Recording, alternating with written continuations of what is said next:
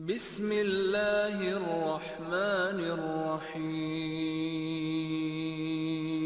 الحمدللہ رب العالمین والصلاة والسلام علی نبینا محمد وآلہ وصحبہ اجمعین واشہد ان لا الہ الا اللہ وحدہ لا شریک لہ واشہد ان محمدا عبدہ ورسولہ اما بعد۔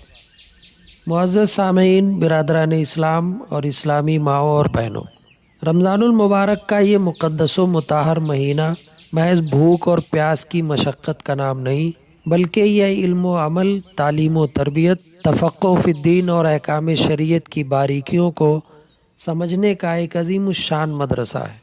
دین اسلام کی بنیاد جذبات اور خود ساختہ نیکیوں پر نہیں، بلکہ خالصتاً کتاب و سنت کی ٹھوس دلیل اور فہم سلف پر قائم ہے۔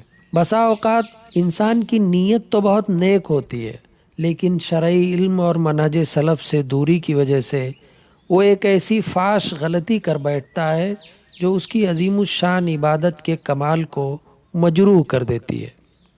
آج کی اس نشست میں ہم روزے اور زکوٰۃ کے حوالے سے 3 ایسے نازک فقہی مسائل پر گفتگو کریں گے جو ہمارے معاشرے میں کثرت سے پیش آتے ہیں اور جن کے بارے میں عوام الناس شدید غلط فہمیوں کا شکار ہیں۔ آئیے جلیل القدر علماء ربانیین کی بصیرت کی روشنی میں ان مسائل کی حقیقت کو سمجھیں۔ حضرات گرامی، شریعت اسلامیہ سراپا رحمت و شفقت ہے۔ اگر کوئی شخص روزے کی حالت میں بھول کر کچھ کھا یا پی لے تو اللہ تعالیٰ کی کمال مہربانی اور لطف و کرم دیکھیے کہ اس کا روزہ نہیں ٹوٹتا۔ سیدنا ابو ہریرہ رضی اللہ عنہ سے روایت ہے کہ نبی کریم صلی اللہ علیہ وسلم نے ارشاد فرمایا: من نسی وهو صائم فاکل او شرب فلیتم صومہ فانما اطعمہ اللہ وسقاہ۔ جس شخص نے بھول کر کھا یا پی لیا جبکہ وہ روزے سے تھا تو اسے چاہیے کہ وہ اپنا روزہ پورا کرے، کیونکہ در حقیقت اسے اللہ ہی نے کھلایا اور پلایا ہے۔ لیکن اس مبارک رخصت کے حوالے سے ہمارے معاشرے میں ایک عجیب تصور پایا جاتا ہے۔ بعض لوگ جب کسی روزے دار کو دن کے وقت بھول کر کھاتے یا پیتے ہوئے دیکھتے ہیں تو اسے یاد نہیں دلاتے اور بڑی عقیدت سے کہتے ہیں: بھئی اسے کھانے دو، اسے تو اللہ کھلا رہا ہے، ہم کیوں اس کا رزق کاٹیں۔ یاد رکھیے، یہ ایک انتہائی خطرناک فقہی غلطی ہے۔ اگرچہ اس شخص کی نیت بہت اچھی ہے اور اس کا ارادہ نیک ہے، لیکن محض نیت کا اچھا ہونا کسی عمل کو شریعت کی نظر میں درست ثابت نہیں کر سکتا جب تک کہ وہ عمل سنت مطہرہ کی میزان پر پورا نہ اترے۔ اس مسئلے کی شاندار اور 2 ٹوک وضاحت اس دور کے عظیم فقیہ شیخ محمد بن صالح العثیمین رحمہ اللہ نے فرمائی ہے۔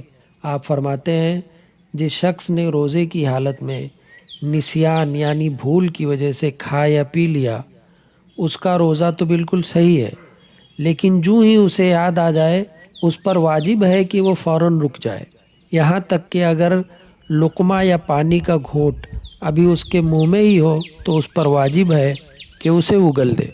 بھولنے والے کا مواخذہ نہیں کیا جاتا، کیونکہ اللہ تعالیٰ کا فرمان ہے: ربنا لا تؤاخذنا ان نسینا او اخطانا۔ اے ہمارے پروردگار، اگر ہم بھول جائیں یا ہم سے خطا ہو جائے تو ہماری گرفت نہ فرما۔ تو اللہ تعالیٰ نے حدیث قدسی میں فرمایا: قد فعلت، میں نے ایسا کر دیا، یعنی معاف کر دیا۔ اس کے بعد شیخ رحمہ اللہ دیکھنے والے کی ذمہ داری بیان کرتے ہوئے فرماتے ہیں: اما من رآہ فإنہ یجب علیہ ان یذکرہ لأن ھذا من تغییر المنکر۔ لیکن جو شخص اسے کھاتے ہوئے دیکھے اس پر واجب ہے کہ وہ اسے یاد دلائے، کیونکہ یہ برائی کو روکنے کے قبیل سے ہے۔ نبی کریم صلی اللہ علیہ وسلم کا یہ عمومی فرمان ہے: من رأى منکم منکرا فلیغیرہ بیدہ فإن لم یستطع فبلسانہ فإن لم یستطع فبقلبہ۔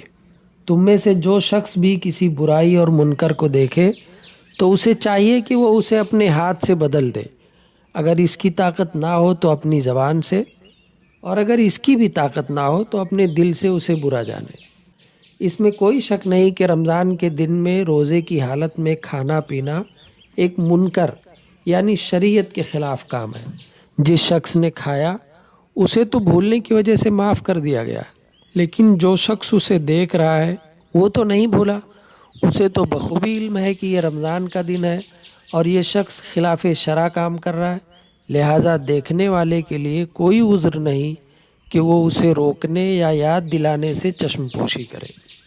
میرے دینی بھائیوں، شیطان انسان کو بعض اوقات نیکی کے راستے سے بھی گمراہ کرتا ہے۔ بہت سے صاحب نصاب مسلمان جن کی زکوٰۃ کا سال رجب یا شعبان کے مہینے میں مکمل ہو جاتا ہے، وہ اپنی زکوٰۃ ادا نہیں کرتے اور اسے رمضان تک مؤخر کر دیتے ہیں۔ ان کا مقصد یہ ہوتا ہے کہ رمضان کے بابرکت مہینے میں صدقہ کرنے کا اجر کئی گنا بڑھ جاتا ہے۔ بظاہر یہ ایک نیک جذبہ ہے، لیکن شریعت کی میدان میں اس کا کیا حکم ہے؟ یاد رکھیے، زکوٰۃ غریبوں اور مسکینوں کا حق ہے، اور جب اس کا سال مکمل ہو جائے تو اس کی ادائیگی فوراً واجب ہو جاتی ہے۔ مستحب نیکی یعنی رمضان کی فضیلت حاصل کرنے کے لیے فرض یعنی زکوٰۃ کی ادائیگی میں تاخیر کرنا سراسر گناہ ہے۔ امام نووی رحمہ اللہ اس مسئلے کو پوری صراحت کے ساتھ بیان فرماتے ہیں۔ یجب اخراج الزکوٰۃ علی الفور اذا وجبت وتمکن من اخراجها ولم یجز تاخیرها وبه قال مالک واحمد وجمہور العلماء۔ جب زکوٰۃ واجب ہو جائے اور انسان اسے نکالنے پر قدرت رکھتا ہو تو اس کا فوراً ادا کرنا واجب ہے، اور اس میں تاخیر کرنا ہرگز جائز نہیں۔ یہی امام مالک، امام احمد اور جمہور علماء کرام رحمہم اللہ کا مذہب ہے۔ اس کی دلیل اللہ تعالیٰ کا یہ واضح حکم ہے، وآتوا الزکوٰۃ، اور زکوٰۃ ادا کرو، اور شریعت کا مسلمہ اصول ہے کہ جب اللہ کا کوئی حکم آتا ہے تو وہ فوری تعمیل کا تقاضا کرتا ہے۔ اب سوال یہ پیدا ہوتا ہے کہ ایک شخص جس کی زکوٰۃ کا سال رجب میں مکمل ہوتا ہے وہ کیا کرے؟ کیا وہ رمضان کی فضیلت سے محروم رہے گا؟ اس کا ایک نہایت خوبصورت اور شرعی حل موجود ہے۔ اگر آپ کی زکوٰۃ مثلاً اس سال 1447 ہجری کے جمادی الثانی یا رجب میں واجب ہو رہی ہے تو آپ فوراً اسی مہینے میں اپنے اس سال کی زکوٰۃ ادا کر دیں۔ پھر جب اسی سال کا رمضان المبارک آئے تو آپ اپنی آئندہ سال یعنی 1448 ہجری کی زکوٰۃ پیشگی ادا کر دیں۔ شریعت میں زکوٰۃ کو وقت سے پہلے ادا کرنا جائز ہے۔ اس حکمت عملی سے آپ کو 2 عظیم فائدے حاصل ہوں گے۔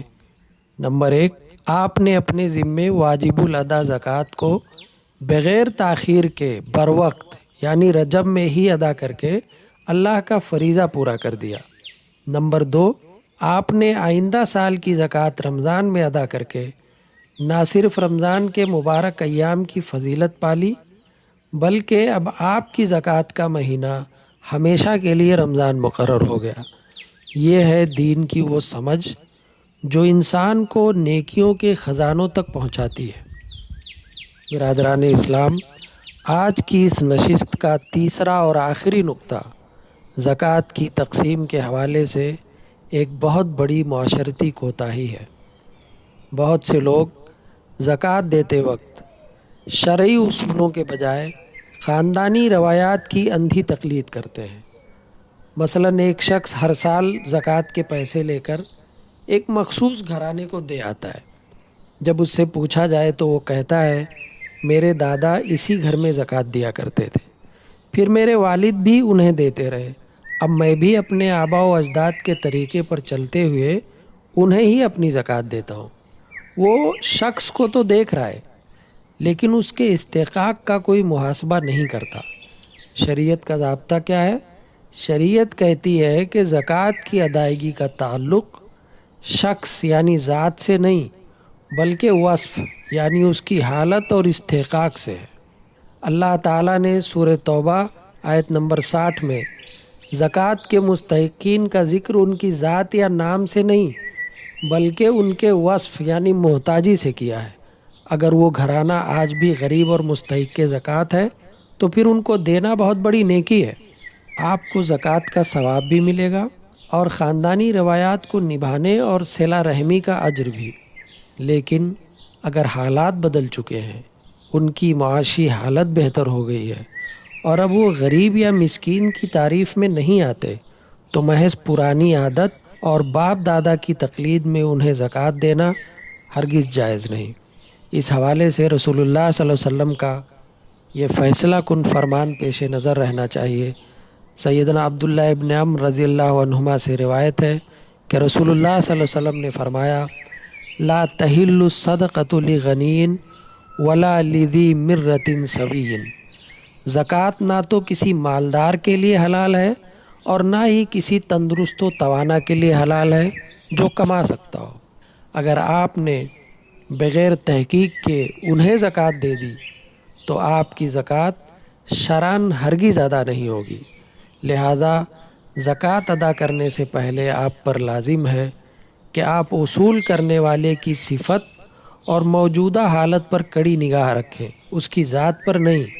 اگر اس کا استحقاق ختم ہو چکا ہے تو اپنی زکوٰۃ لے کر معاشرے میں کسی اور ایسے دروازے پر دستک دیں جو واقعتاً محتاج اور مستحق ہے۔ حضرات گرامی، آج کی اس نشست سے ہم نے 3 نہایت اہم عملی اسباق حاصل کیے ہیں۔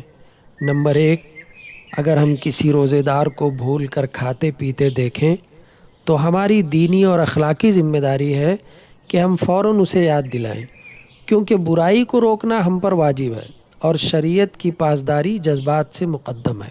نمبر 2، زکوٰۃ کی ادائیگی میں بلا عذر تاخیر کرنا سخت گناہ ہے۔ جس دن زکوٰۃ کا سال مکمل ہو اسے فوراً ادا کریں، البتہ رمضان کی فضیلت پانے کے لیے آئندہ سال کی زکوٰۃ پیشگی دی جا سکتی ہے۔ نمبر 3، زکوٰۃ دیتے وقت لوگوں کے استحقاق یعنی غریبی اور مسکینی کی تحقیق کریں۔ محض پرانی عادات اور خاندانی روایات کی بنا پر غیر مستحق لوگوں کو زکوٰۃ دے کر اپنے اس عظیم فریضے کو ضائع نہ کریں۔ آئیے آج ہم یہ عہد کریں کہ ہم اپنی عبادات کو محض رسم و رواج، جذباتی توہمات یا سنی سنائی باتوں پر استوار کرنے کے بجائے علم نافع اور کتاب و سنت کی دلیل پر قائم کریں گے۔ اے ہمارے پروردگار، ہمیں دین کے صحیح فہم، تفقہ اور منہج سلف صالحین پر استقامت عطا فرما۔ اے اللہ عز و جل، ہمیں وہ علم نافع عطا کر جو ہمیں تیری ذات بابرکات کے قریب کر دے۔ ہمارے مالوں کو زکوٰۃ و صدقات کے ذریعے پاک فرما، اور جن مستحقین تک ان کا حق پہنچنا چاہیے ہمیں ان کی تلاش اور ان کی بھرپور مدد کرنے کی توفیق دے۔ اے اللہ، اس ماہ مبارک میں ہمیں کامل صحت، عافیت اور ایمان کی سلامتی کے ساتھ کثرت سے نیکیاں کرنے اور ہر قسم کے منکرات و بدعات سے بچنے کی توفیق عطا فرما۔ آمین یا رب العالمین۔ وصلی اللہ علی نبینا محمد وآلہ وصحبہ اجمعین۔